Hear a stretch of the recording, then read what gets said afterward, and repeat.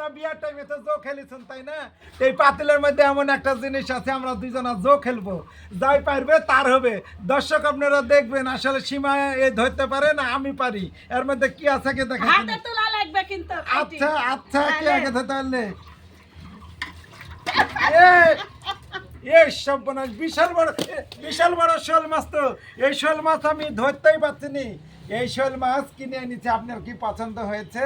তা পছন্দ দেখেন, হবে না? শোল মাছ না শোল মাছ মনে হচ্ছে যেন একদম ওই যে কিসের কথা বলবো, সেই বড় কিন্তু শোল মাছ। শোল মাছটা কিন্তু কাল রামচপুর হাটে কিনেছি। সেই ওই ভাইয়ের নাম যে ভুলে গেল, বাবলু ভাই থেকে না? বাবলু ভাই বলছে ভাই মাছটা লিজান তো, ভাবি খুব পছন্দ করবে। তবে আপনার ভাবি যদি একটা কেন আরো কইতেছি ও তো।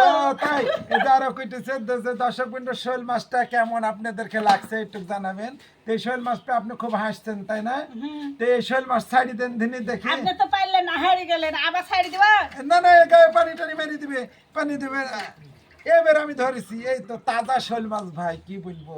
এই তাজা শোল মাছ আনিয়ে দিলেও বইয়ে কিন্তু খুশি হয় না। তে এবার মরা আনলেও খুশি হয় না। তে এবার এমন একটা শোল মাছ আনিয়েছি, ওই ধরতেই পারছে না।